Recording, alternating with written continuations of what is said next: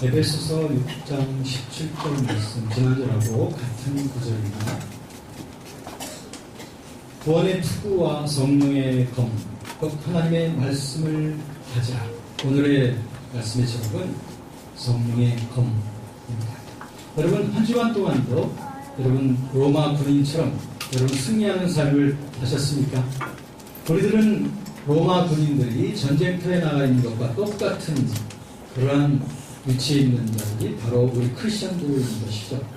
그래서 우리들은 로마 군인들이 전신 갑주를 입고 전쟁터에 나갔듯이 우리들도 그러한 갑주를 입게 되는 거죠.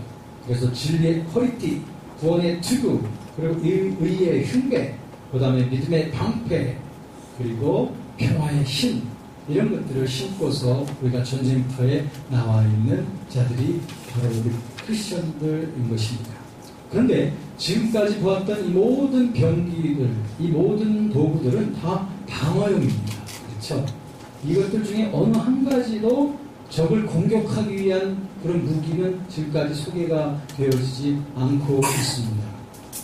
만약에 군인이 이런 방어용의 그런 장비들만 갖추고 전쟁터에 나갔다면 아마도 자기 목숨은 구제할지 몰라도 절대로 적을 이길 수는 없을 것입니다. 그렇기 때문에 우리들은 심각하게 우리가 생각해야 됩니다. 우리들의 전쟁에는 우리의 적이 있기 때문에 우리 적을 공격을 할 수 있어야 됩니다. 이렇게 공격하기 위해서 이 전신갑주 중에서 한 가지 꼭 갖춰야 될 것이 여기에 소개되어 있습니다.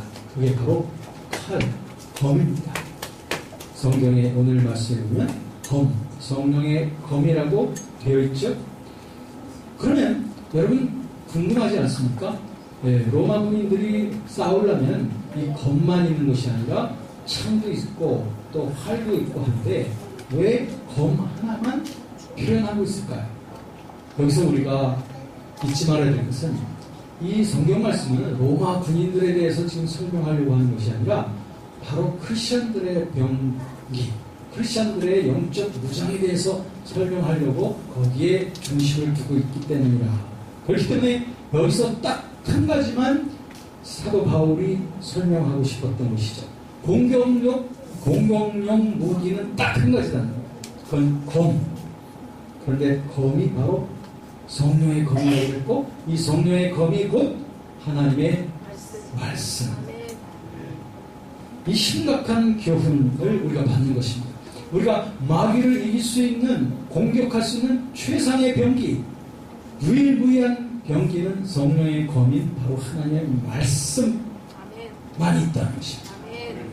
그래서 다른 곳에서 히브리서 4장에도 보면 하나님의 말씀을 가지라. 이 말씀은 좌우에 날선 어떤 검보다도 더 예리하다고 하면서 거기에도 보면 칼과 하나님의 말씀을 비유하면서 좌우에 날선 검보다도 더 예리하다고 그랬습니다. 그 하나님의 말씀을 가지고 영과 혼을 쪼개고 찌르고 관절과 골수를 찔러 쪼개기까지 하고 감추인 모든 것들을 다 드러내고 이 세상 모든 것들이 그 하나님의 말씀 앞에 다 드러나게 되어진 것이 그 하나님의 말씀의 검, 성령의 검이라고 하는 것이죠. 예수께서도 이 성령의 검, 하나님의 말씀을 가지고 마귀를 이기셨던 것을 여러분은 아십니다. 그래서 우리가 범죄치 않고 흉악의 결박을 풀어내기 위해서는 이 하나님의 말씀, 즉 성령의 검으로 무장을 해야 된다는 것이죠. 그러면 여기서 왜 하나님의 말씀을 성령의 검이라고 했을까? 그냥 검이라고 하지 않고 성령의 검이라고 했을까요? 거기에는 중요한 또 의미가 있습니다. 그것은 뭐냐면 이 하나님의 말씀이 진정으로 살아있고 능력이 있는 하나님의 말씀으로 나타나려면 거기에 성령의 역사가 꼭 필요하다는 거예요. 그렇기 때문에 말씀과 성령이 함께 가는 것입니다. 하나님의 말씀이 능력이 있으려면 거기에 성령의 능력이 함께 해야 되는 것이고, 반대로 말해서 성령의 능력이 참으로 성령의 능력이 되려면 하나님의 말씀이 거기에 함께 해야 되는 거예요. 그렇기 때문에 아무리 우리가 육체적인 방법을 가지고 하나님의 일을 성취하려고 해도 육으로 난 것은 육이고 영으로 난 것은 영이라고 했으니 우리들은 영적인 이러한 우리 삶과 사역에서 승리할 수 있는 비결은 하나님의 말씀과 성령에 의하여 충만케 되어지는 것입니다. 왜냐하면 성령의 충만이란 곧 하나님의 말씀의 충만이어야 하는 것입니다. 태초부터 계신 하나님이 곧 말씀이셨다고 했고 그 말씀이 하나님과 함께 계셨다고 했습니다. 그렇기 때문에 우리가 하나님을 충만히 안다는 것은 주의 말씀으로 충만히 아는 것이고 말씀으로 충만히 주님을 경험한다는 것은 바로 성령에 충만한 것입니다. 그렇기 때문에 구태여 어떤 공식을 하나 만든다면 하나님의 말씀 플러스 성령은 복음의 능력 이렇게 말할 수 있겠습니다. 자, 우리 형제 자매 여러분, 그러면 어떻게 하면 우리들이 이 성령의 검인 하나님의 말씀으로 충만된 삶을 살 수 있을까요? 무엇보다도 우리는 하나님의 말씀을 듣고 읽는 일에 부지런하게 돼야 합니다. 그래서 하나님의 말씀을 부지런히 읽고 그리고 듣고 함을 통하여 하나님의 말씀을 깊이 이해해 나가야 됩니다. 그리고 그 하나님의 말씀을 가지고 우리의 삶 속에 여러 가지 상황 속에 말씀으로 적용을 해야 됩니다. 우리에게 여러 가지 어려운 일이 닥치거나 유혹이 다가올 때도 그 말씀으로서 늘 그 모든 일들을 바라봐야 됩니다. 이제부터 우리들은 말씀으로 사는 것이기 때문에 그렇습니다. 베드로전서 1장 24절, 23절 말씀에 보면 우리가 살아있고 영원한 하나님의 말씀으로 말미암아 거듭났다라고 말하고 있습니다. 우리가 거듭난 것은 하나님의 말씀으로 성령으로 거듭난 거예요. 요한복음 3장에 보니까 물과 성령으로 우리가 거듭났다고 그랬죠. 거기서 물은 하나님의 말씀을 또 상징하기도 해요.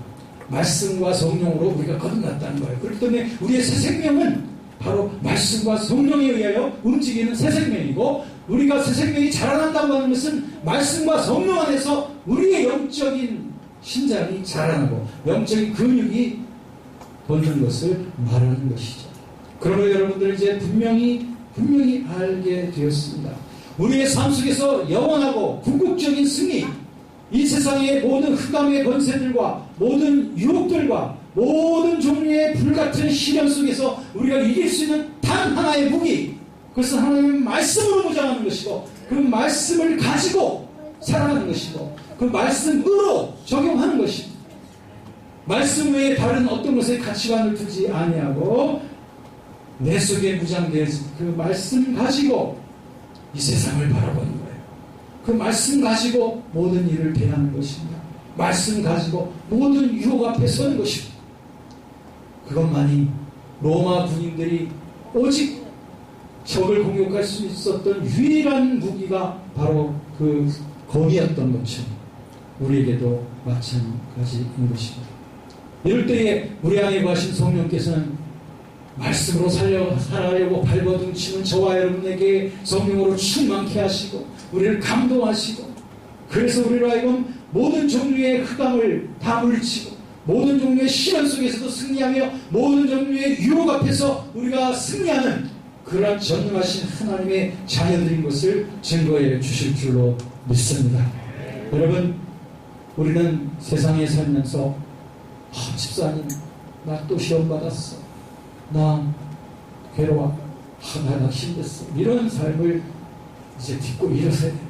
이제 우리가 나가야 될 삶은 말씀으로 모든 들을 다 제압하고 그리고 우리 주변에 그 흑암에 눌려있는 분들, 또 더러운 영에게 속박받은 분들, 그리고 시련과 그리고 여러 좌절 속에 있는 분들에게 이 말씀 가지고 위로하며 말씀 가지고 그들을 세워주고 그래서 말씀으로 그들을 하나님 나라의 군사들로 일으켜 나가는 그런 힘 있는 전사들이 되시기를 주의 이름으로 축원합니다.